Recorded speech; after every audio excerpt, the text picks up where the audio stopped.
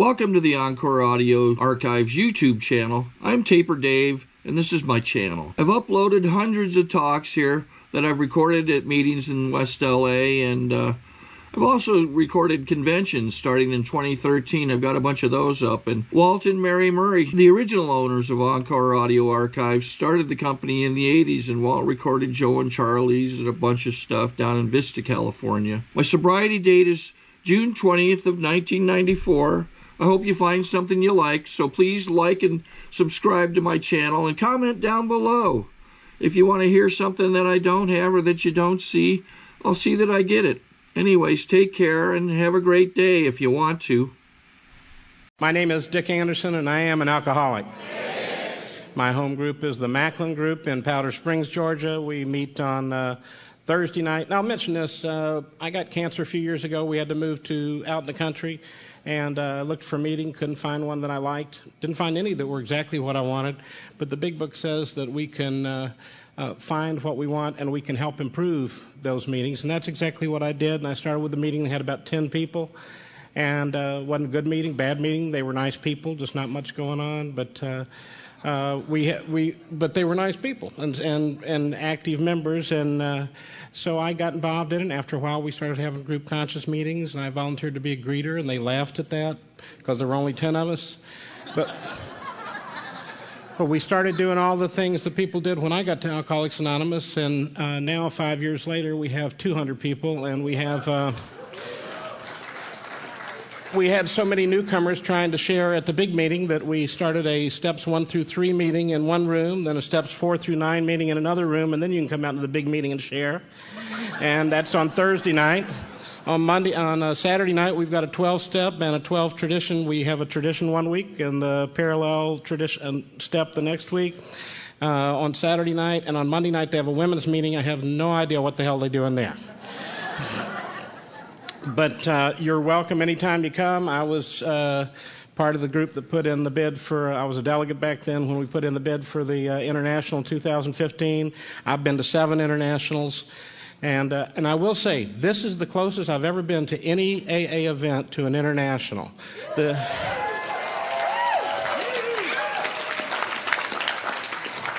If you haven't been, they have all of the different countries bring out their flags, and they parade them like you have the group flags.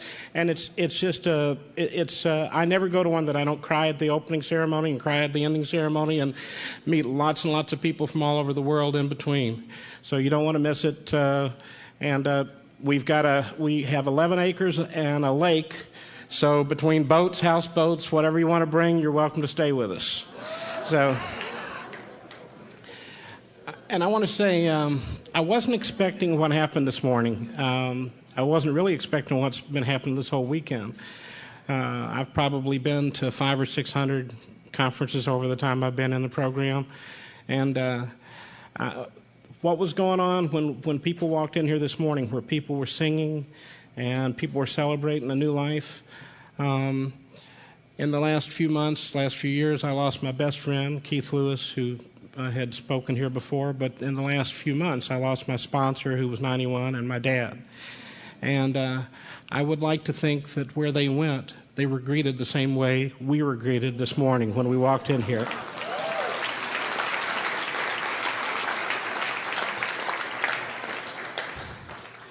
As Mike said, we've been in California for about a week. I'm a writer, so I've been out here more than a few times, but Barbara and I, this trip was primarily for AA and Al-Anon, and we got to go to Palmdale, is where we spoke on the Friday night. Emily and I spoke at a meeting over there. We did a workshop on Saturday, but we've stayed in Westwood, I called it Como Esta, but it's Costa Mesa.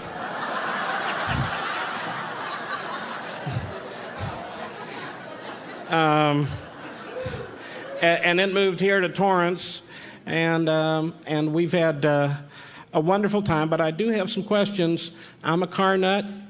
I have seen more expensive $400,000 cars that can do 180 miles an hour sitting next to me going 5 on the 405.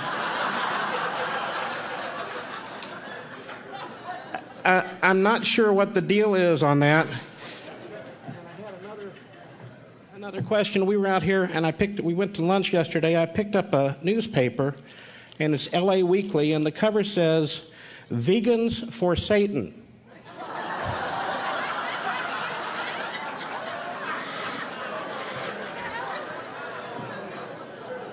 Are these people that sacrifice carrots?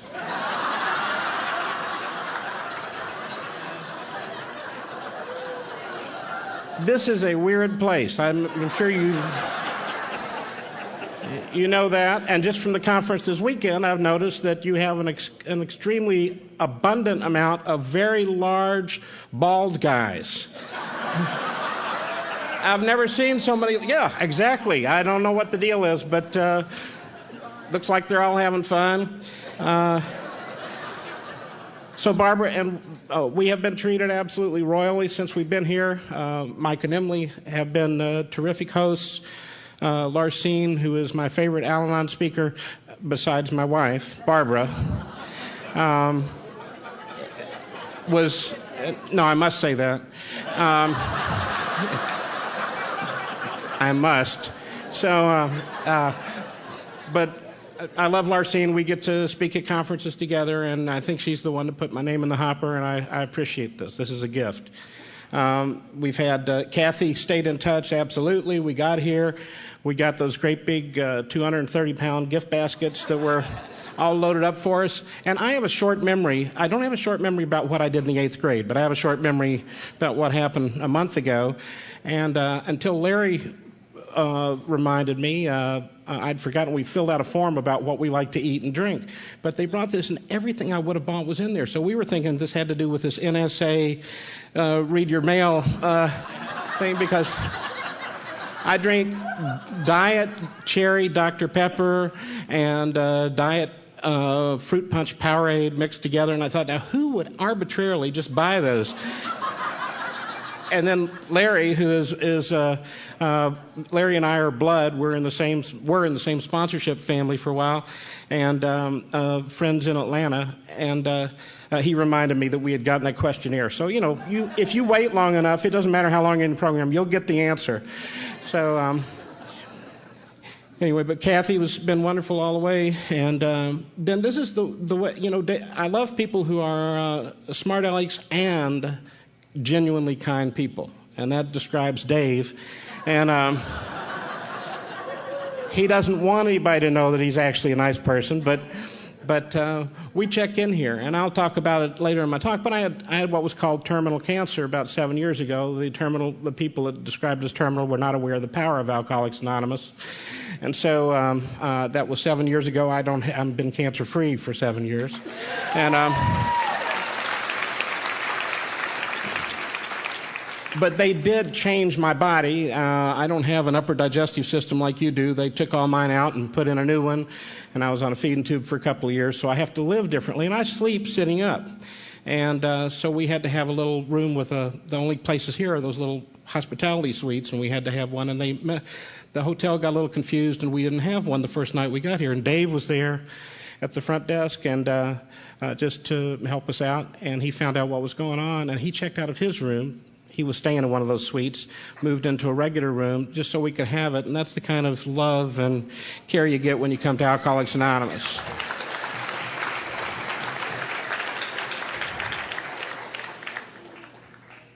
So I've enjoyed all the speakers this weekend. Cartoon, which I think is a great name. We had, and I qualified for most of the meetings. I'm a veteran. I have no feeling on my lower right front leg from where I laid my Triumph 650 into a Ford Galaxy, so I qualified for the bikers meeting. I was a musician at one time, and we've enjoyed the whole weekend and all the speakers. I had never heard Corey before from Wetumpka, but let me tell you something. She's not from Wetumpka. Alabama is Wetumpka. She does not sound like a Wetumpka, and I found out later she's from Canada originally. But Wetumpkans sound, they're in Alabama, they have their own accent. And all of the speakers and spending time with Larry. And then this morning, for those of you who missed it, really, it was a powerful meeting because Gene and I had heard her husband before, and her granddaughter, Molly, and there was an Alateen Priscilla. But when they spoke, they were sharing about a family where 50 people were involved in this, and AA and Al-Anon had blessed them so deeply that there was no way to describe the joy that was in that meeting. And I thank you for that. That was beautiful.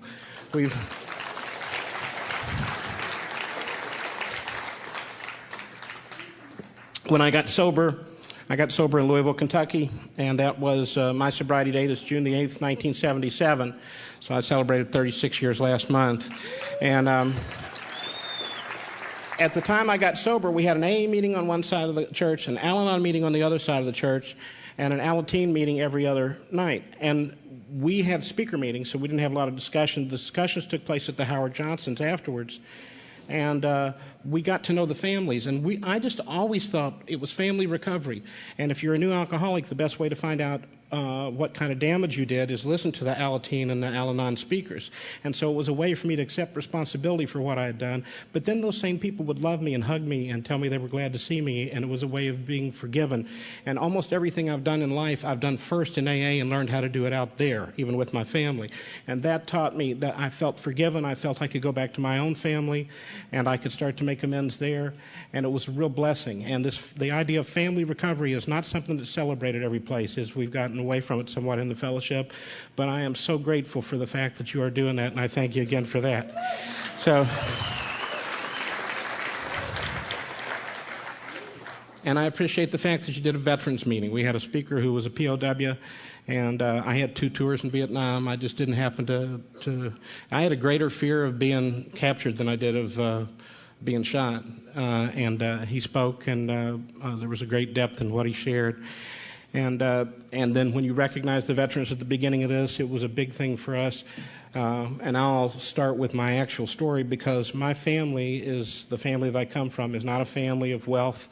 We're a family of honor. When I was in the 7th, 8th, 9th grade, I went to a high school for smart kids because I was smart back then. And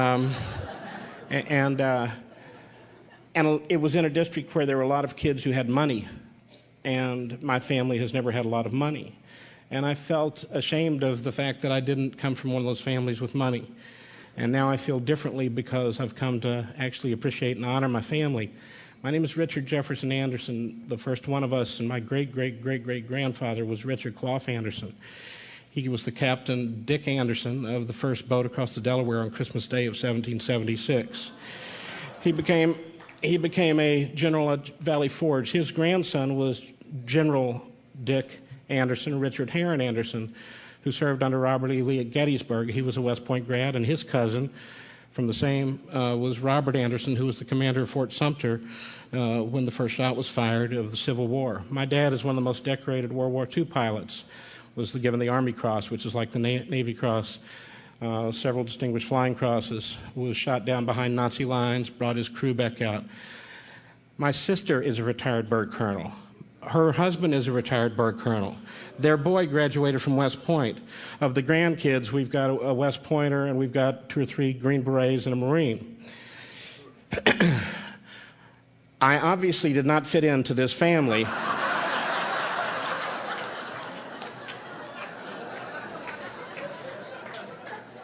The best way to describe it, I'm kind of like Forrest Gump in Lieutenant Dan's family, except without the focus or integrity.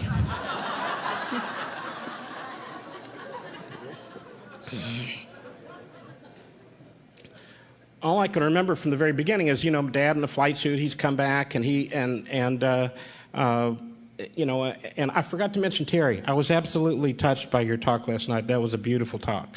But my dad would come back, and he would come, and he would bring us stuff, except that nobody in my family, I'm the first alcoholic of record. So he wasn't. He came home as soon as he could, and he'd lift us up, and he'd have something for us, and everybody, all my aunts, uncles, everybody's in uniform. They're all going off to war, back and forth, World War II, Korea, and so that's the family that I grew up in. I faked it. I pretended to be like the rest of them, but I really wasn't I had no idea what service was. I had no idea what honor was. I was fearful that I knew that I couldn't be like them, and so I felt separated from people. So that was my first thing. I never felt close to people. I had trouble being intimate with anybody. I had trouble talking to anybody. I did all the things. I played baseball. I was in music. I went to school. I did all those things, but I didn't fit in. And so I went that way. My family was also a family of faith. They weren't dogmatic about it, but they believed in it, and they did pray, and they believed that there was a God, and they believed we were here to serve people. Same thing that I'm learning in Alcoholics Anonymous. My family knew automatically and behaved that way. And so I didn't feel like I fit in. I did find I didn't feel close. I couldn't tell my Little League coach. Any of the activities I was involved in told me the same thing that AA does. I was involved in Little League, 4-H, YMCA, Boy Scouts. Boy Scout Handbook says the way we please God best is to do something each day kind for another person anonymously. And that's what we do in AA. I didn't get it in Boy Scouts. It didn't get to me.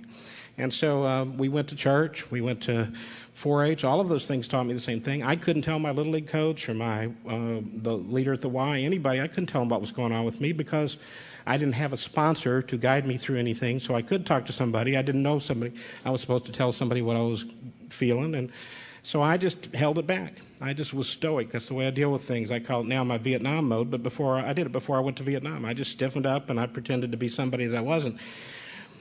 But there was an invention that came along about that time that allowed me to actually interact, and this became my reality, and it was a thing called the television. It was a little black and white thing with pictures on there, and there were shows on there, and they were good moral teachers too. It was Ozzie and Harriet, Father Knows Best, Leave It to Beaver, the Andy Griffith Show. And this became my moral compass. If Opie or Wally ever got off the beam, by the end of the show, Dad had, without judgment, which I really didn't want any judgment. We went to a Baptist church when I was young and then transferred to Presbyterian, but the Baptist, we had judgment there, and I didn't want any judgment. But in those scenes, Opie or Wally, Dad would take his pipe, turn it to one side, say something calm, wise, gentle. Opie or Wally got the message, and by the end of the show, they'd figured out how to live. So that's where if I had wanted to know how to live, I took it to Opie and Wally to find out what I should do about any occasion, and I felt more comfortable with those characters than I did real life. I get paid, I'm a writer, I get paid to imagine things, and I'm really good in that world. I'm not so good in this world. I have more trouble doing things, managing my money things. Those are things I've had to learn since I got into AA, and that did not learn before. So this was the one place I felt at peace. Now, we went to church, but I felt very separated. The Big Book says lack of power is our dilemma, and that's what I couldn't articulate that, but I knew my dad and these people were people of power. They were people that they were respected, and they did what they were supposed to, and I didn't feel that power. I had none of it. But I thought maybe they got it at church, and I went to the most spiritual thing that happened in my childhood was going to the drive-in. At the East Drive-In, we saw a movie called The Ten Commandments, and up there on the screen was a man who had all kinds of power, and he had his name was Moses, and he had this staff, and he would push it to one side, and the Red Sea would part. And I made two decisions that night. It was at the drive-in with my dad, my mom, my little sister, the soon-to-be retired bird colonel. We're all out there, and I see this movie, and I see this tremendous power. I had never even seen a film in color, because TV was black and white in those days, and this film was not only in color, it was in Technicolor, and it was 120 feet wide. And I had some kind of experience that night, and I made two decisions. One, I wanted to be around whatever that was, that film thing up there. And for the last 40 years, I've either made a living or not made a living writing and producing. So God was hearing me, and He had given me some talents to do that. The second decision I made was I wanted to be on God's side, because I saw what Charlton Heston had done to Yul Brynner.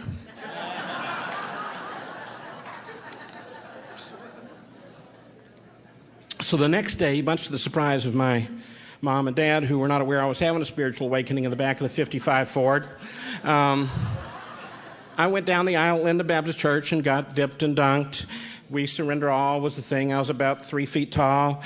I surrendered all 3 feet of me, and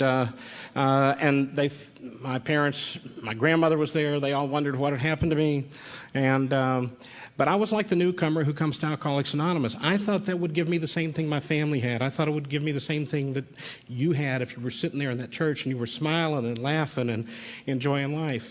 I thought it would give me this power. I thought it would give me some answer. But I was like the newcomer who comes to Alcoholics Anonymous and sits in the meetings and doesn't get a sponsor and doesn't work any steps. I didn't change. I didn't do anything to change. I just went. And after a few days, weeks, months, whatever it was, because I didn't change, I was still that scared little Baptist Boy Scout that had walked down that aisle before, and nothing about it was good. And I didn't feel like I'd found an answer, and so I thought God rejected me. I kept hearing in church and other places this term, the chosen ones. And I wasn't obviously one of the chosen ones. Everybody else was. All you guys were chosen ones, but I was not one. And so I'm separated from people before because I feel ill at ease and uncomfortable with people. Now I feel like God doesn't care for me. I never believed that there wasn't a God. I believed that God didn't want me. And that's the way I walk my life. And from that point on, I tried to avoid God as much as possible, but I did it in the same way. You know, if you have a girl and you really got, a crush on her and you do everything you can and you ask her out, and not only does she not go out with you, but she humiliates you by telling you, go out with you. And so that's the way I felt about God, that God had just turned me out. Now, secretly, I still want to go out with that girl, but I'm going to do everything I can to discredit that girl and talk about her and explain what a witch she is and blah.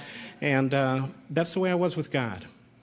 And when I started drinking, I actually was able to deface a couple of churches and do some things that I had to make later amends for. But I was not happy with God. I was angry at God, and I couldn't understand why God didn't accept me. So this is the way I started off. I had my second spiritual experience when I was 14 years old. We were playing baseball, and the right fielder got us we were camping out at his house before we played the next day. He got a 6-pack of beer and a half pint of gin. I drank the beer, he drank the gin. And I don't know how Moses felt. But suddenly I felt like I was about 10 feet tall. The wind was blowing through my hair. I had hair. And I just felt like all of that fear and all of that anxiety just dropped off my back, and I was okay. That was exactly what I was looking for when I went to that church. That was what I was looking for in my family. I fit in. Up until this time, if I talked to you, I was very self-conscious about what I said. Here I was at the drive-in, and we hitchhiked, and from the very beginning I was not a stay-at-home drunk. I was a go-to-town drunk, and going to town when you're 14 means hitchhiking, and we hitchhiked up to a place called the White Castle.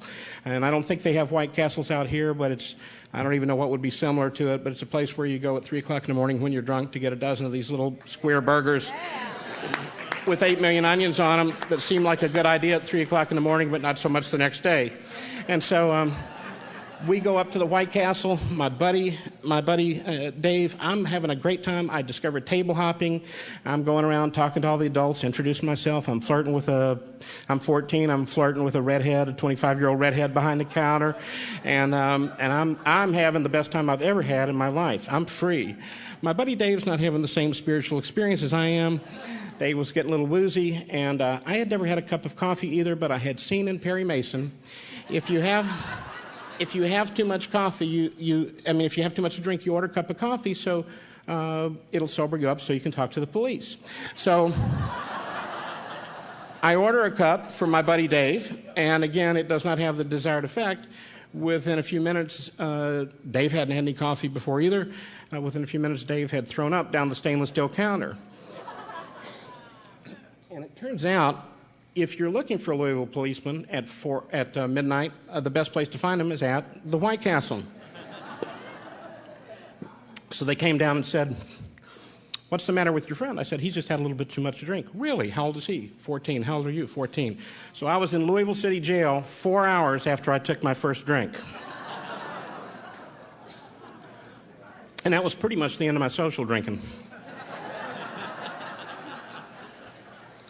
I drank as much as I could from that point on. I would have told you when I got to Alcoholics Anonymous and my drinking problem started my last 2 or 3 years, and that was when I was drinking nonstop. I had before I got evicted, I had an apartment I wasn't paying the rent on, no furniture in it. It was just a basement apartment. I slept on the bathroom floor.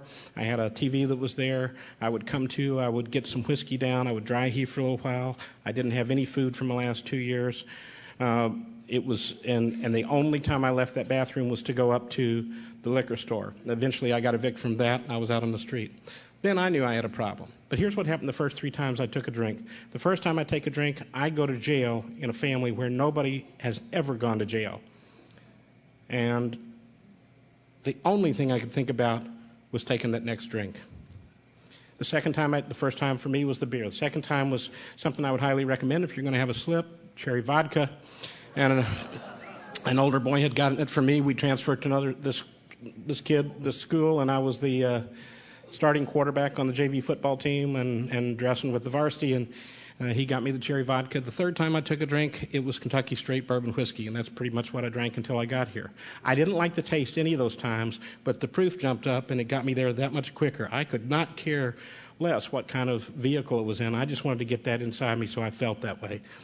The second thing that happened, I had no real intimate friends. I had one person on the planet that I was absolutely infatuated with, in love with. Her name was Belinda. She was the captain of the JV cheerleaders. I talked to her every night on the phone for 2 or 3 hours. We went to movies. We went to hay rides. I was in love with her. You could have been a 350-pound SEC lineman. I would have fought you to the death for this girl. And after she found out about my incident where I got locked up, she said to me on one of our phone calls, "I haven't told you this, but my dad has a drinking problem. When he drinks, he gets mean, and it's not pretty, and I need to ask you not to drink when we go out." And it took me less than 24 hours to break up with the only person in my life that meant anything to me. And I had no idea that alcohol affected my life. By the time I got to Alcoholics Anonymous, I had been arrested 22 times. I had been arrested at my senior prom for 2 counts of assault and battery on a police officer. I was 18. Up until that point, they threw me in the juvie tank, but not that night. We have another event that takes place the same time as prom in Louisville, and it's a little horse race that lasts 2 minutes. And so this was Derby weekend, where the proms are on Friday night and the Derby's on Saturday night. Now, I went to a high school with 3,000 people, and 2 of them were black, and I got along with both of them, so I knew all about civil rights. And one of them I was the quarterback, one of them was a halfback, and his sister. So I knew them, they were fine. And I won't give you their name. I used to actually list the name. Now that guy's in AA. So, so I thought I knew all about civil rights. I was locked up, and for those who are old enough, because of the way I drank, my dad had had the talk, you can't stay in this house and drink like that or act like that. So I had moved out. My junior and senior year, I worked and paid rent and split an apartment with some older kids. And they rarely knew where I was. I'd go back to emotionally blackmail my mother now and then. And the strange thing about saying all this is the one thing that I wanted more than anything in the world was for my mom and dad to be proud of me. And everything I did defeated that. Because once I started drinking, I could care less.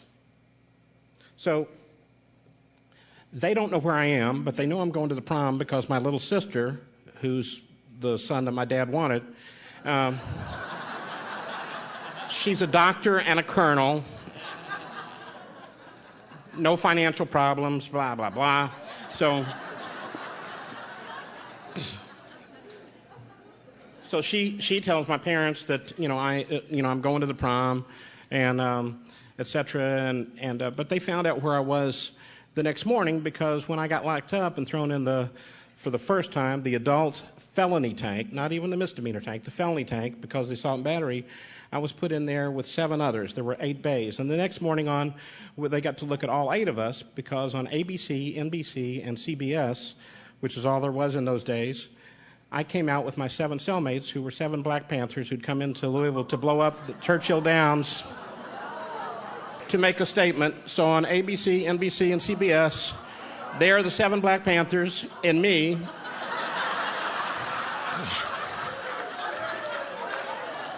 in my little powder blue tuxedo jacket.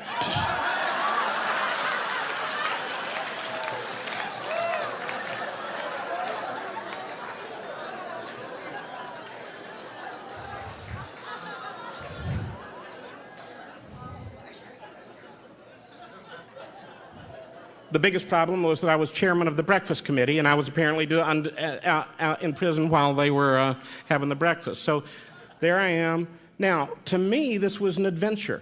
You know, I was good at writing when I was 5 or 10. I mean, this is something I've always been able to do. I was a musician and a writer, and so I knew all the, you know, Hemingway, they were all experiential. He ran with the bulls, he went off to war, he does all this stuff, and so, you know, I get to go and I get to experience this. How many of these kids, and all they're doing is this mundane stuff like studying, getting ready to go to Princeton, Harvard, Yale, Brown, they're doing this, you know, dull stuff. I get to hang out with the Black Panthers for a few hours. And so that's just the way I was. Here was a kid, I made good enough grades to go on my SATs. I took them in the 9th grade. I could have gone to Harvard, Princeton, Yale, any place else. But I needed my uncle's help. He was a dean at the University of Kentucky to get into a state school because of my police record. So I go off to University of Kentucky. I was still watching movies a lot, still reading a lot of books. I think the year that I graduated, a film came out called The Graduate. I had made it all the way through college without ever smoking a cigarette. I started smoking after I saw The Graduate 10 times, and started smoking cigarettes, and I had an affair with an older woman. She'd be about 89 now.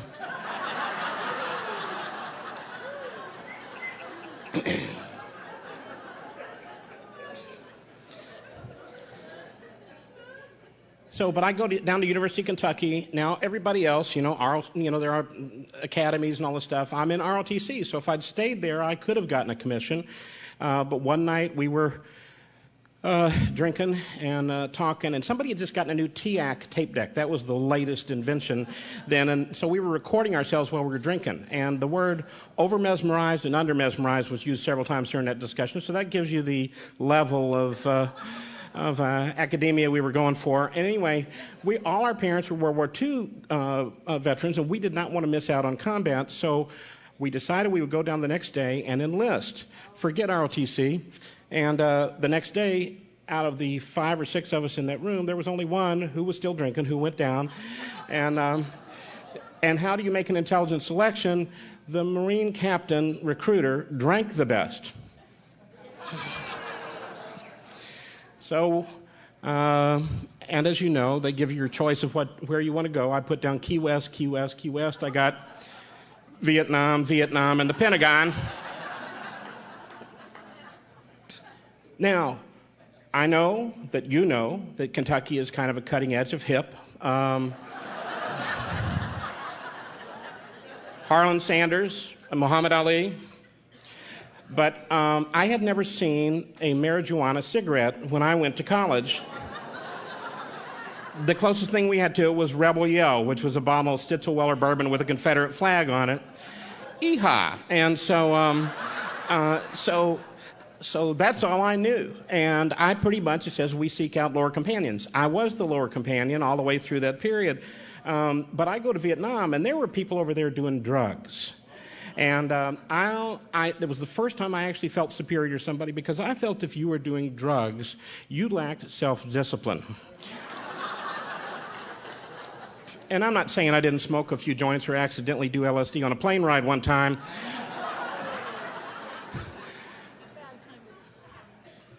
But I was a wild turkey guy. I was it was the Green Beret, everything about the films where you'd get off a mission and you'd have a drink and you were a two-fisted drinker and all that kind of stuff. And that was my image of myself. So I continued to drink. I did well in combat. We were talking about this, I was not an officer, but I got promoted to staff sergeant, which is an E6 in 4 years, mostly because the people in front of me went home early in bags. So it wasn't, that's just what happens. You get promoted because somebody leaves. But I did well, I think probably because of my gene pool. But then I went to the Pentagon. I was not prepared for going to the Pentagon because I'd be up drinking till 4 o'clock in the morning, dating somebody I knew from the local massage parlor. And if you're a staff sergeant at the Pentagon, that's kind of like being the bathroom attendant.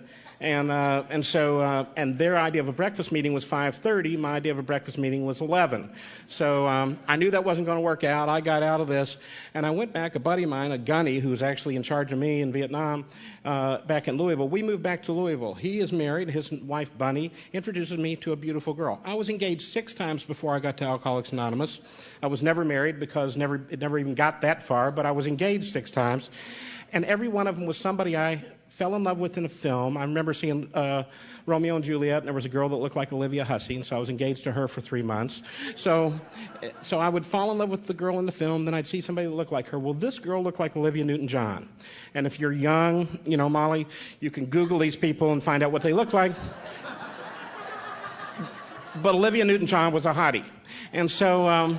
and this girl looked like Olivia Newton-John, and we fell in love. She lived upstairs from my buddy, the Gunny, and his wife, Bunny, and Gunny and Bunny. And so we're out, we're drinking together, we're having a good time. She and I decided I got a job with an advertising agency. I'm writing, producing commercials. I'm winning awards for the stuff that I did. The job that I did required me to be there for maybe 2 hours a day because I could see I'm off working on a script or I'm doing whatever. And I did very good work in a very short time period. So I got some awards for my work, but, you know, I eventually got fired from that job for what they said was I'd missed 91 days that year. I said, is that a lot? So the showing up part was something like, I can't remember who was talking about showing up. It's been mentioned several times, but that's what I had trouble doing. Anyway, so this girl's name is Kathy. We're in love. We're talking about getting married. We just need to figure out what to do with her husband. And he was an attorney for an advance man for Nixon who was running for re-election. And so he was gone most of the time. I was an expert marksman on active duty. I went after him a few times with a shotgun. He was an attorney. He came after me a few times with a warrant. And but we stick in there. Alcoholics do not give up. We've got willpower. And I stuck in there until I got her out of this bad marriage. And and we're getting married. We were about 10 days away from the marriage. We had all of these wedding presents coming in. We were going to Key West for our honeymoon. We had it all set up. And I was a daily drinker. I drank country club malt liquor before I went to homeroom in the 10th grade. I drank at lunch. I drank all day. And by the time I got out of school, especially by the time I got back from Vietnam, I was drinking whiskey round the clock. So most daily drinkers, people drink all the time, don't have blackouts because it's all kind of in a gray zone. It's not distinct, but it's not blackouts. But I would go on a binge on top of the daily drinking now and then. I can't explain that, except I did it. And so apparently I went on one of these binges a few days before the wedding. I was not to be found. I don't think I was doing anything bad, but I don't know where I was or what I was doing. And my fiance again, and every time something happened to me where somebody said something that was going to in any way imply that I needed to correct something about myself, I took it as rejection and I just walked away. I quit everything. I became a big quitter after I started drinking. And this girl said, when I missed a couple of days, just 10 days from the wedding, she said, I haven't told you this, but my dad died of alcoholism. And I don't know how I attracted so many women that had alcoholism in their family. But she said, I haven't told you this, but because of that, it just makes me uncomfortable. I think we need to postpone this wedding and talk about this. So I took that as a rejection, and I was cast out. And the only thing, I was just about to be fired from that job for missing 91 days, and the only thing I could think of was how to comfort me. And there was, you know, I didn't do drugs very well. I couldn't drink any more than I was drinking. But when I was in Vietnam, they tried new things. I'd never had a Coors for a nickel. Tried different things. They had a magazine over there I'd never seen before called Penthouse. And in Penthouse, it had this, now I had seen Playboy before I left, but basically, especially for those of you who are young who can Google and find a giraffe and 3 people together and a whatever, the closest thing I saw to pornography was the tribal section of National Geographic. So, you know, there was a picture of almost naked Marilyn Monroe in Playboy. I'd seen that. But in Penthouse, they had a more, you know, and I'm an intelligent man, they had this intelligence section called the Forum, or Letters, where they discussed certain, you know, lifestyle differences. It was all academia, just, you know. And so we'd sit around over there, several grunts sitting around reading an article out of penthouse, and there was a concept in there that I had remembered called a ménage à trois. And so apparently I didn't speak French at the time, but this idea was one of those things, certain things stick with you. And so I had remembered this. I had actually brought it up several times, usually at intimate moments with my fiance, but her having formerly been married to a Nixon aide, she was a little conservative, so she wasn't going for that. And so now she tosses me out, and I decide I am going to comfort myself by having a menage in Louisville, Kentucky, 45 years ago. And there's another article in there that I had read, which I now realize I did not understand, and I bring this up because this is the kind of trouble you can get into without a sponsor. This other concept was called lesbian. So, to obtain additional copies, receive a free catalog of AA and Al-Anon talks, or to find out about our tape and CD of the Month Club, call Encore Audio Archives at 1-800-878-1308, or visit our website at www.12steptapes.com. I had decided if I was going to have this menage, I wanted the girls to like each other, so it would be good for me to go to a lesbian bar to find two women who wanted to be with me.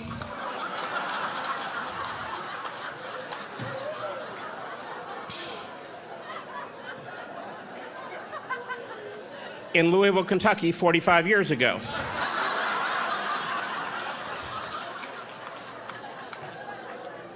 If you're not sure what's wrong with that concept, keep coming back. So now, how do you find a lesbian bar when this is a totally different life? The lyrics to My Old Kentucky Home, when I went to it back in the 60s, was, one line was, "'Tis summer, the darkies are gay." That's about how much I knew about. I mean, we had that's not those words anymore, but the point being, things have changed a great deal from the 50s and 60s, and we had no education in anything other than here's a girl and here's a guy. So I'm trying to find this lesbian bar. I stay in this apartment with 11 of us. We all know each other. We're all veterans, Marine, Army, Navy. Whoever gets up first on Sunday rings the bell and pops the keg, and we play volleyball out in the pool. If you're married, you usually bring your wife. If not, if you have a stayover, you introduce her to all your alcoholic friends to see if she fits in. We were all friends. And but these guys aren't going to know because they're all kind of square. And I'm now looking around, and where do you find a lesbian bar? So I asked a couple of people, and at the ad agency where I worked, there was a guy in the back, and he came out and said, "I understand you're looking for a lesbian bar." And I said, "Yeah." And he gave me the address of one, and I thought, well, how would he know? He was an art director, and apparently he knew. So I go down to this place, and I told you I'd started smoking. I smoked L&Ms, 4 packs a day, because of the couple that was walking through the woods on the cover. And I drink Wild Turkey 101, no water, it bruises the flavor.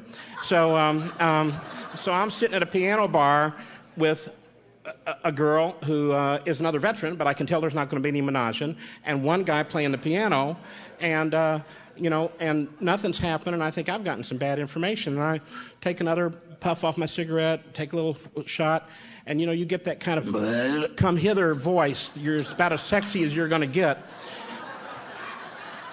And if anything's going to happen, it's going to happen now.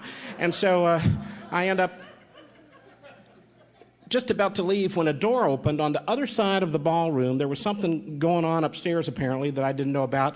And it opened up, and the most spectacularly beautiful redhead in a long flowing gown comes cascading down the stairs, almost in slow motion. And there was a show called the Loretta Young Show, where Loretta Young cascades down the stairs. I don't know what color her hair was, because it was black and white. But it was like we just started towards the beginning. We meet in the middle of the dance floor. We're holding on to each other. We're dancing. We're making out. I cannot get enough of her. She cannot get enough of me. Her name was Erica. And so then I remembered my mission. It's when you fall in love like that, you'll kiss for a little while, and then you'll stop, and then you'll go back to kiss because you don't want this to go away. You've found real love. And so I remembered my mission. I said, "By the way, do you have a girlfriend who could join us tonight?" And Erica said, "Oh, you're into that?" And I said, "Oh, yeah." And she said, "Well, why don't we get to know each other tonight, and we'll add somebody tomorrow?" I said, "Thank God I did not marry that Republican woman." And so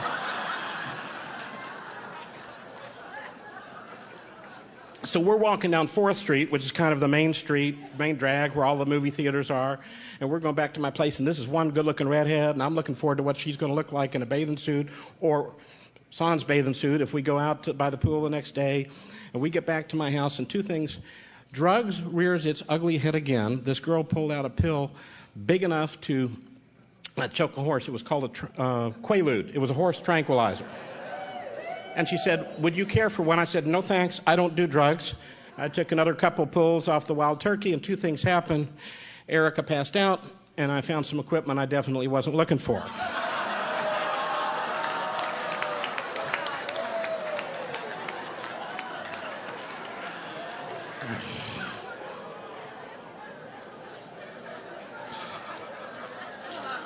And after 3 or 4 days, I said, this is not right.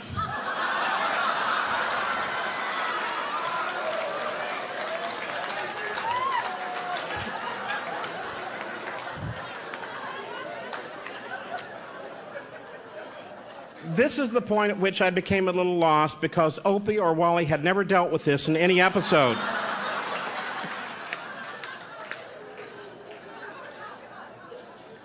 Well, the next week I got fired from that job for missing 91 days, and obviously my love life was not going that well, so I decided my problem was I was in Louisville, I needed to go to a big town, and I had already applied for, and because of the awards I'd gotten, and I interview well, I'd gotten a job with the world's largest ad agency up in New York. So I leave Louisville because Louisville is too small a town for me. I'm too hip, and I'm going up there, and I'm going to have a great life. And I'm now working, flying on Learjets, and I'm staying at the Beverly Hills Hotel, and I'm staying at the Plaza Hotel, and I'm writing and producing Coca-Cola commercials, and I won some Clios, and I did good work. I did a spot. They bring out each Super Bowl with a football player and a kid, and so I did good work. I won a couple of Clios. I won an Emmy. But my drinking, and by the way, for you who are watching on there, I think those cameras make me look heavy.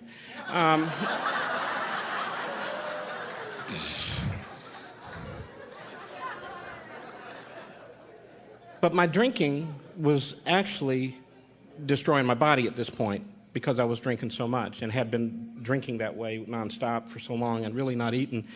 And I was given a great honor. I was the youngest creative director at this place, and I was in a studio, and I was there to produce some music. I'd like to teach the world to sing in perfect harmony, and then we didn't have computers, so it was a bunch of musicians and a bunch of singers, and I'm in there at 10 o'clock in the morning. I usually timed things so I could speak, and I drank enough in the morning so it didn't, not too much, and that day, whatever happened, I could not talk, and I couldn't function. And I walked out of that studio, and I walked around to a corner, and there was a little bar, a hole-in-the-wall bar, and I walked in there, and the guy didn't know me, and he poured me a triple. And I wondered how he knew I was a two-fisted drinker. And I took that triple and spilled it all over the bar. And then I did something I had seen in Lost Weekend with Ray Milland, where he takes a towel, and he uses a lever to pull the drink up to his mouth. And I got a triple down, and I got another triple down. And then I saw myself in the mirror, and I realized why he gave me that drink. I looked like a street drunk. I was 25 years old. And I wonder what happened to that kid who had all that potential, who so many people pulled for and so many people tried to help. They didn't fire me. What they do, you know, drinking was not a big thing in those days if you were creative anyway, if you're a writer. I had a bar in my office they paid for. What they did was transfer me down to Atlanta. But it didn't take long before I got into trouble with that, and I got fired. And I was in Atlanta in this basement apartment. I told you what happened here in those last few months. By this time, nobody, even the people that I drank with, weren't going with me. And I got the eviction notice, and when you get an eviction notice, they give you 6 weeks or 2 months, and that's never enough time. And finally, I was evicted. And I go up to the liquor store, and the guy, and there was only one liquor store where I was in my walking area, and the guy said, we know that the last number of checks you've written are no good, and we just need to ask you not to come into our liquor store anymore. And as degrading and as humiliating as that was,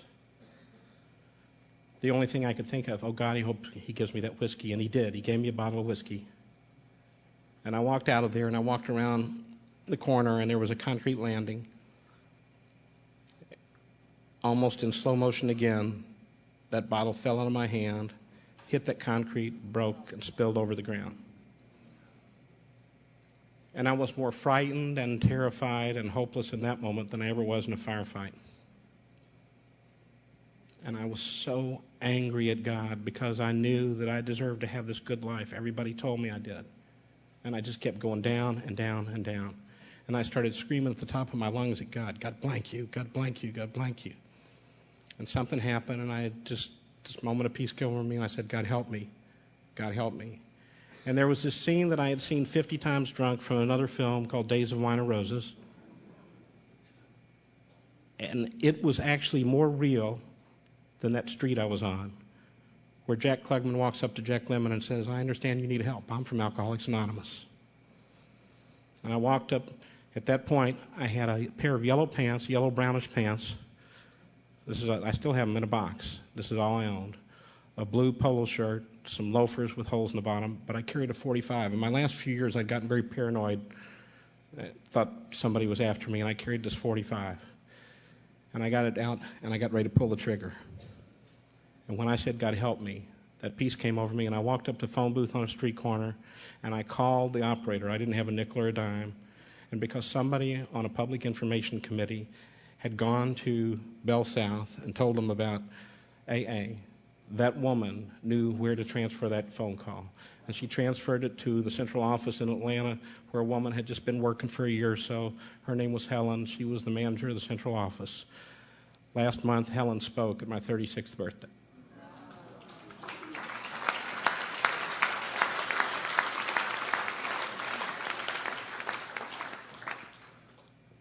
And she's got 45 years because she helps alcoholics. And she sent out a guy who had read the big book of Alcoholics Anonymous, and I had smelled, and I was going to the bathroom by myself, and I was sitting there with his gun, and this guy came out, and he was a railroad guy, and he had read the big book because he didn't lecture me, he didn't tell me about me, he told me about himself. And I believed him.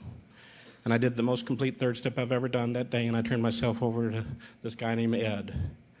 And Ed was a guy who was somebody I wouldn't normally associate with. As I told you, I'm hip. Ed showed up in a plaid pants and striped shirt, bad ensemble, and a bad toupee, a pipe. He worked for the railroad. He was a year and a half sober, and he was living in a one-room apartment with a hot plate, but he had a brand new car. You know how we are. And so this is June the 8th, 1977, the year that Elvis died and Star Wars came out. And also it was the first year that a lot of ATM machines were out. Apparently I didn't know about them. They had failed to send me my card. And in his brand new car, which was a Pinto, but it was brand new, and it still had the little sticker on the side, Ed stopped, and it was hot, and he said, I'm going to use this card and go to this ATM machine, and I need to get $20. And I'm confused about it, but he said, will you be okay? And I said, okay. And it's hot, and the sun's coming in, and I couldn't get the door open, and I threw up down the inside of his window. Brand new car. And Ed came out, and he gave me the same kind of love that Dave did when we had a problem with the room. He did whatever it took to make sure that I was okay. Ed put his arm around me and said, it's going to be okay. He didn't talk about his new car or what I had just done. And if he hadn't done that, I wouldn't be here. And that's the kind of love I found in Alcoholics Anonymous. From that day until now, I've not been without a group of men who would do anything and everything to make sure I had the opportunity to work these steps, to stay in here, to do work with others, and to be a good member of Alcoholics Anonymous and enjoy all the beauty and love and the spirit that we've celebrated here this weekend. Now, I had brain damage. It took me about a year and a half to learn how to read. I was homeless. I moved back to my hometown of Louisville just because I thought I would know somebody there.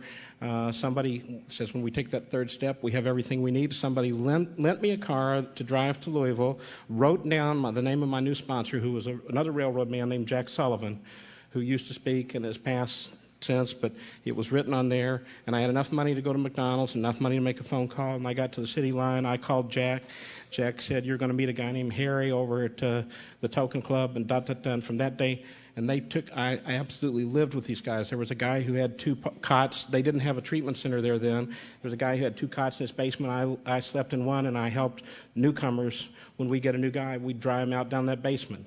And we had a doctor we could call if we needed to, but otherwise I would just stay up with them and help them get sober. And I learned unconditional love just by staying in that basement and helping other alcoholics get sober. And most of them would walk away. They didn't want what we had after they started feeling better. But I stayed sober. And then I had a job at the Token Club, this one of those clubs where they have AA meetings, and I made enough to pay for my cigarettes. So I had room and board and cigarettes for that first year or so. I was told from the very beginning that we have the fellowship, which embraces us, but the program is the 12 Steps of Alcoholics Anonymous, and beyond that there are some traditions and concepts. And they told me that, and they told me it repeatedly. And I went to 9 meetings a week, and 9 speaker meetings, and 1 meeting that was a big book, 12-step, 12 tradition. It was where we actually worked the steps, and they would stay behind and help you work them. I didn't do very well working them during the first year or two because I had brain damage. I couldn't remember anything. But about a year and a half into it, but what I did have, and I would recommend this for the newcomer, is I had a job. In Louisville at that time, they wouldn't let, because of my brain damage, they wouldn't let me have a complicated job that required math or anything, like making coffee.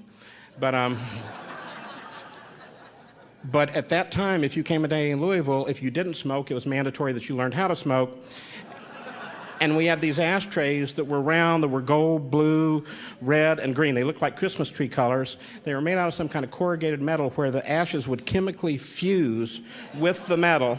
And my job was to take a Brillo pad and keep those ashtrays out there clean. And I was a good ashtray guy. And I learned about rotation when they came and said, "We've got a new guy, and he's going to be the ashtray guy." And I said, "I don't think so."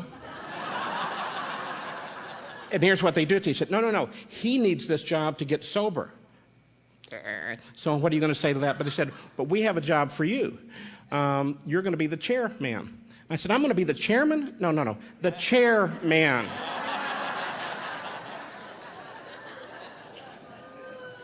But I'm not stupid. There are only 10 ashtrays, and there are 40 chairs. So this is a promotion. Eventually, my mind started clearing up. I started remembering some things, and I got to that root cause inventory they were talking about. I think it was the 4th one I did. I did them right off the bat, like Larry was talking about yesterday. I did one within 30 days, but didn't remember much. But after a year or so, I did one, and I got it down. And here's the deal.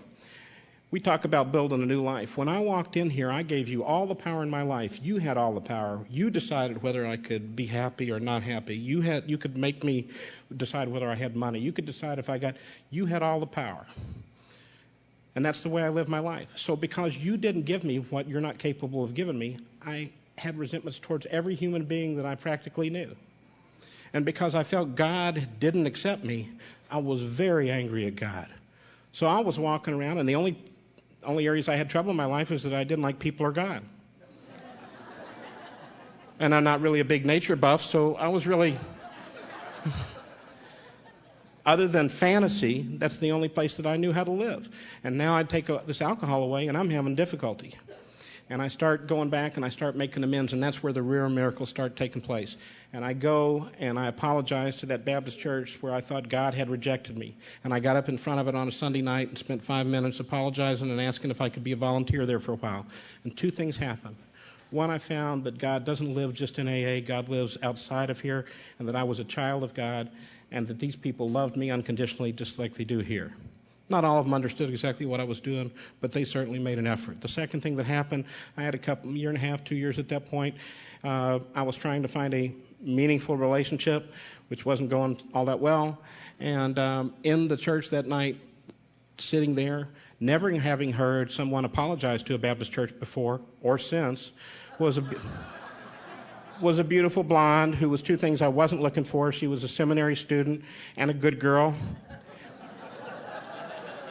I was looking for a nude dancer who needed spiritual guidance.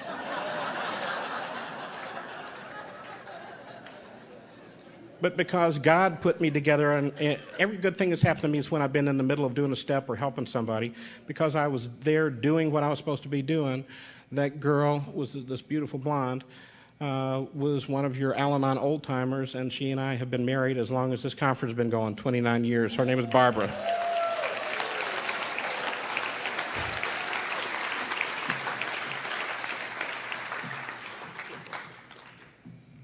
Later on, we learned the traditions, which has helped us stay together all this time. And like I said, I was engaged 6 times but never married. So I love my wife now more than I did when we got married, and I'm hoping that she loves me. So, and I never would have found that had I done it or engineered it myself. I go on, the last amend that I made there was to this church that I had actually defaced. I was so angry at God. It was a big thing for me. And I went to Harvey Brown Presbyterian, and I go in there to apologize to somebody. And this is the place where my dad was buried Dad's funeral took place a couple of months ago. And I went in there to find somebody, and there was nobody in there. I couldn't find anybody. I go to the chapel, and I realized what I was there for. I had been angry at God. I had found people that I resented, and I had forgiven them as part of my amends. But I'd been asking God to keep me sober and thanking God at night, and I didn't trust God. I wasn't comfortable with God. I was still angry at God. And so I got down on my knees, and I just started praying, and I forgave God. And that may sound like an arrogant, presumptuous thing to say. But forgive in Aramaic doesn't mean to absolve. It means to change my mind. I said, I don't know who you are or what you are. I know you got me sober. And I need to forgive you. And I asked for forgiveness. And I had one of the most profound spiritual experiences I've ever had, where I felt like I weighed nothing, and I felt like there was a wind that was blowing through my heart. And I felt the same kind of celebration that we were singing up here this morning. And for the first time in my life, I didn't have a relationship with people. I didn't improve my life. I didn't recover. I had nothing to recover. I learned how to love you by staying in a cot with an alcoholic in somebody's basement. I learned how to love God by practicing the steps and going in and forgiving God. And when that happened, when I broke down the wall that was there between me and whatever power's out there, my life has never been the same. The knots were taken out of my stomach. The bricks fell off my back. And I felt like I belonged, that I was one of God's children. And here's the deal. I've been looking, I actually did graduate work in intercultural studies where I studied the Eastern religions. A lot of us did that in the 60s trying to find some answer. I think a lot of people do it now because but the Big Book says quite often we return to the religion of our childhood, and that's what I did. And I found out that I was wrong about everything. I was wrong about who God was. And the only thing I know about, what I love about AA is we don't have any experts in God. The only thing I know about God is what God has done for me. And so if I come in and say, I was a drunk and I haven't had a desire for a drink in over 36 years, that's the truth, and that's the God that saved me. My God, I believe that I was introduced to my wife through this power. So many things have happened in my life through this power. And finally, I feel like I'm connected to this power, which is a great thing, because in our book it says there is one who has all power. That one is God. And what that did, no longer do I need to be angry and resentful at you because you don't do what I want, because you don't have the power to run my life anyway. The one who does, I'm connected to as a son. And the Big Book says if I do what my Father wants me to do, I'll have everything I need to do it. And that has been the case. Shortly after that, that was my spiritual awakening. I start to realize who I am, that I'm a spiritual being having a human experience and not the other way around. And I'd always been looking for a spiritual experience like a high. Now I realize I am a spirit, and I'm going to live here for a long time. When this body's gone, I'm going on. The Big Book tells me that. We will lose our fear today, tomorrow, and the hereafter. And I go to this retreat, and I do an annual house cleaning, which includes how I use my time, not only the resentments, but how I use my time. Because the Big Book says our real purpose is to fit ourselves to be a maximum service to God and the people about us. How can I do that if I only do that once? So I do it once a year, and the guys I sponsor do it once a year so that I can continue to grow. And this group that I learned this from went to Gethsemane, which is a Trappist monastery, and one of the books I read was from Thomas Merton. He was one of the authors I read back in the day. And so we go there to have this retreat. I'm not Catholic, so I didn't understand everything they were doing, but he gives us communion, except that he didn't give us the blood. He gave us the body because he knew the blood might, for those of us who might not believe altogether, might start a toot. So anyway,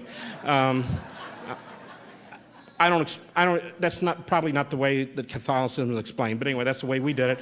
So we're in there, but this priest, who was a cocky Irish guy, gets up and he says, you boys are always talking about doing God's will. Now, I've had this spiritual awakening. I'm ready to find out what God wants me to do. And he says, God's will is simple. It's to do the best you can right now, this moment, with what you have to be useful to others. If you are a husband, be a good husband. If you're a son, be a good son. If you're a father, be a good father. If God got you sober in Alcoholics Anonymous, be the best AA member you can possibly be to help others in AA. If you have a job that you absolutely love, do it honorably and help others until God gives you something else to do. If you have a job that you absolutely hate, Do it honorably and help others until God gives you something else to do. He said, God sees us, his children, the same way we see our children. And if you guys had 2 boys, they're both 7 years old, and you both give both of them little red wagons. And one of them takes that red wagon around the neighborhood and spreads joy and uses it for the benefit of the other kids. And the other one takes that red wagon and kicks it aside and said, I want a scooter. Who would you give more to? The one who was grateful and used the gift you had given him. And I had always been the guy that took whatever you gave me, whatever life handed me, and set it over here because I wanted something else, and I figured out a strategy to get what I thought I wanted so it would take care of me. And that changed my life. Today, knowing that we can be useful no matter what has made all the difference. 3 years ago, Barbara and I were speaking at one of these roundups, and somebody broke into our house while we were there. And we had already, because of my cancer, downscaled immensely. And they took most of what we had that was worth something. And I didn't feel any great loss, because my worth is not based on how I dress, how I look, what I own, what I drive. It's based on the fact that I am a spiritual being who has some experience that can help others. And Barbara and I could live in a one-room apartment with a hot plate, like the kid that saved my life when he called on me, did the 12-step call, and we could be useful to others. And I know that my Heavenly Father would love me. And because I am useful, you appreciate the fact that I'm useful to you. So the only things I was looking for from you in the first place was that you would appreciate me, want me to be with you, love me, be my friend. And everybody wants to be the friend of somebody who is useful. Everything I was looking for in every place I went was here in Alcoholics Anonymous as a result of just working those steps. And sometimes being grateful is more difficult than others. In 2005, Barbara and I we weren't able to have children. We put our dog, who we'd had for 18 years, a Norwegian elk hound named Booger Bear.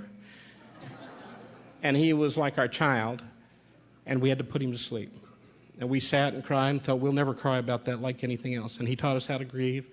And within a very short time, within 2 months, Barbara's mom and dad died within a week of each other unexpectedly. We were the caretakers for them. They had Alzheimer's. And my mother died a month later. And in the middle of that, I was diagnosed with esophageal cancer, which is 99% fatal. So now, I can't tell. We did the best we could, and we appreciated the fact that Barbara's mom and dad probably didn't want to be here with that Alzheimer's, and they had gone to paradise, and we were grateful that they were there. We just had to let go of them. And we knew the same thing with our dog. There's a thing called the Rainbow Bridge, which you go over, and your dog's going to be waiting for you on the other side, and it gave us comfort. And then my mom died, and she had dementia from lack of blood flow, and she didn't want to be here like that either. And it was a loss, but we were able to deal with it because of what you taught us. And we were actually less disturbed with that, or I was, than I was when I was 8 years sober and I thought somebody in my home group was disrespecting me by saying something bad about me. I mean, that's the growth. When I get to the point where I trust my Heavenly Father and I love you instead of depending upon you for my happiness, things change a great deal. And that's the goal here. So, in the middle of this, I'm told we went to the International in Toronto. I come back, I go to a physical, I'm told I have esophageal cancer.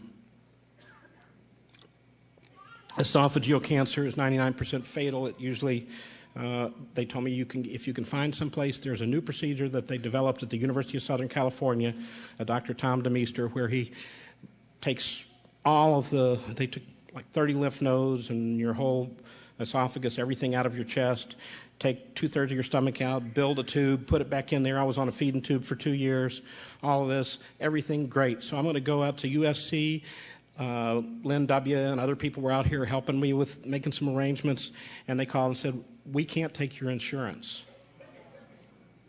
Now, I've enjoyed the sunlight of the Spirit for a long time, but I'm in a dark spot now because I'm going to die because God can't deal with getting the right insurance for this place.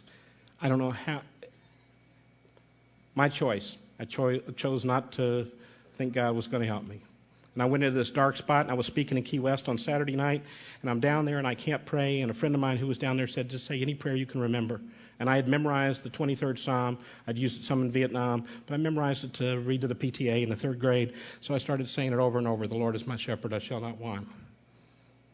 And I kept saying it and saying it and saying it. Right before I went up, I remembered the phone call I had with my original sponsor, Jack Sullivan, after he had been diagnosed with 6 malignant brain tumors and when he knew he was going. And I said, "Jack, I don't hear any fear in your voice." He said, "If God has been this good to me here, just imagine what he's got waiting on the other side." And I got up because what I accepted, I don't think I can ask for a new car or to be healed. I can ask, but it's God's choice. What I accepted was, if the worst thing that's going to happen to me is I'm going to paradise and when I go in, there are going to be people singing like they were this morning. And I'm going to be sitting with my friend Keith Lewis and with my dad and with my sponsor and these other people. That's my idea of heaven. If that's the worst that's going to happen to me, my only concern was taking care of Barbara, and I knew God could do that. And I let go. And I came back on Monday, and I got a phone call from USC. And the way I write things, the sun would have kind of shined through the window there in Demeester, and the people said, "We don't care about his insurance, we'll take him." And, that's not what happened. And they said, "We still can't take you, but our chief of surgery just left and went to Rochester, New York, to the University of Rochester, and he's the chief of surgery at that university and at the Hospital Strong Memorial. And we've sent your records to him." So 2 hours later, I call and talk to the chief of surgery at this hospital in Rochester, New York. And he said, "We don't care about the insurance. You're a good candidate for this, and I want to teach this procedure to the people here. Can you come up?" Now, I have to tell Barbara that I've got cancer. Prior to this, I told her I had some tissue that needed to be removed. And, wait a minute. I didn't lie. I didn't lie, but I'm not going to tell a woman who just lost her mom and dad and her dog that I got a terminal disease and there's no hope. So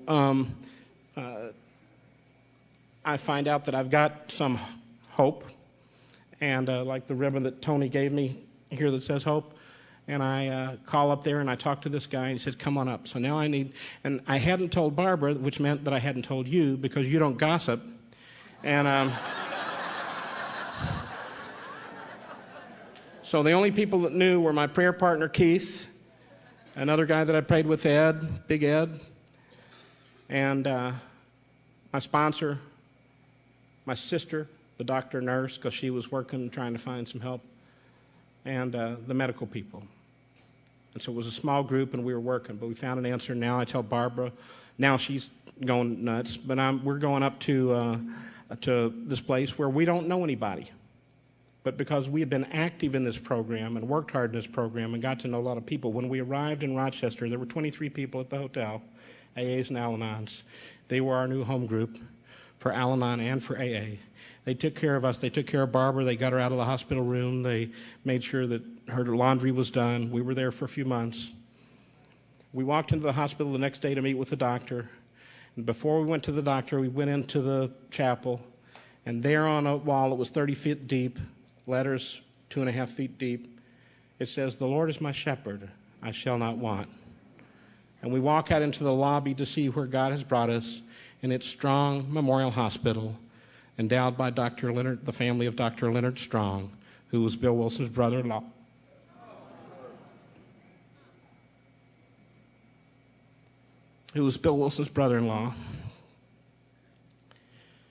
Without whom I wouldn't have been here at all, because I would have been dead earlier from alcoholism. My experience is this, that if I just keep it simple, I help other alcoholics, I do what God asked me to do, I have all the power that I need to overcome anything. And I've seen it time and time again. We went to the first meeting down in New Orleans after Katrina, and they didn't know whether they could get anybody there, and they had 1,000 people, and they took over a school. Whether it's Katrina or cancer or any other thing, there's a power here that's greater than whatever you're going through. That wasn't what I bargained for when I got to Alcoholics Anonymous. This is the life that I had always wanted if I would have imagined one.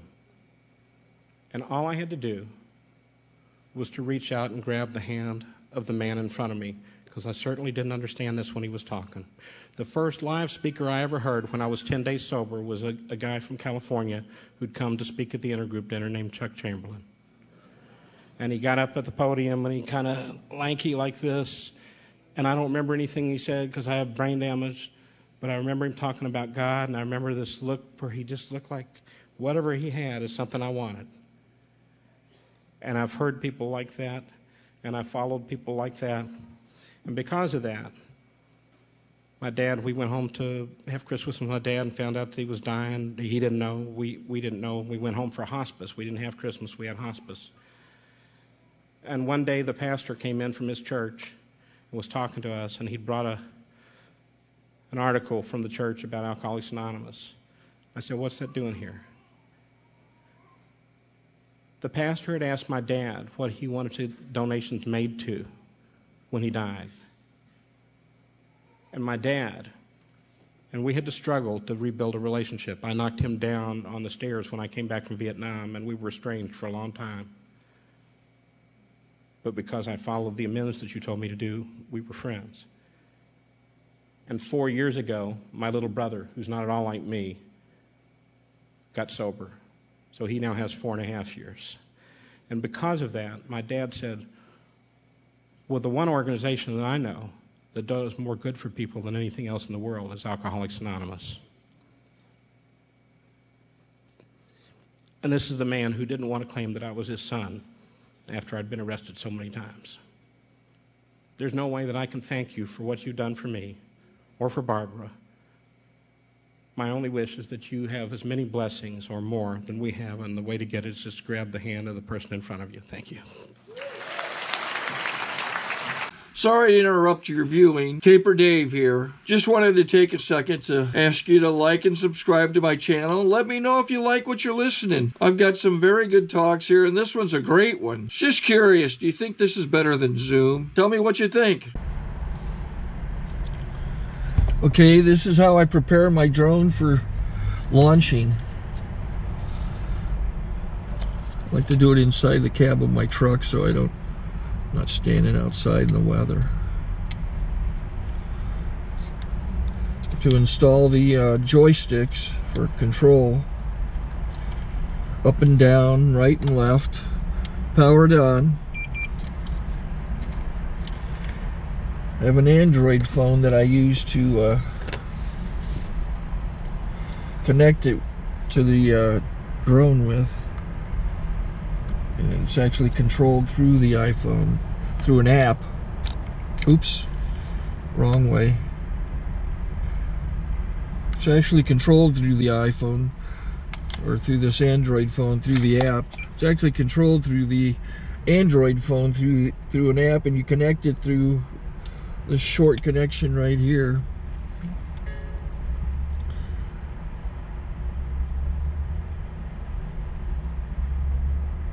Remote control connected. Remote control's connected. So I pull out the drone. I have to extend the legs. Long legs extended first, then the short legs. Remove the gimbal protector. Set that aside, then power it on one short burst, then one long burst. I lay it down. So I have to go to calibrate. So the drone's not connected yet. It shows you here as this drone gets disconnected, even though the remote's powered on. So the drone has to establish it's connected. So I go into the app to calibration mode. First I'll calibrate the remote controller. Start calibration. Out, in, out, in, up, down, and then this little wheel is to control the gimbal. So it's calibrated. Go to gimbal calibration, start calibration, and then it calibrates the gimbal. what that shows up. The gimbal's moving all over the place. Changes, you can see it on the video. And I'm calibrated to take off. It's acquired 7 satellites at the moment. There are 26 satellites up in the sky, which it has to acquire before you can take off. So it's connected. It's got enough satellites. This is white. I can go to press this little arrow button, swipe right to take off, and it would start the motors if I slid this to the right. But I'll wait till I get outside. Don't want to do it inside.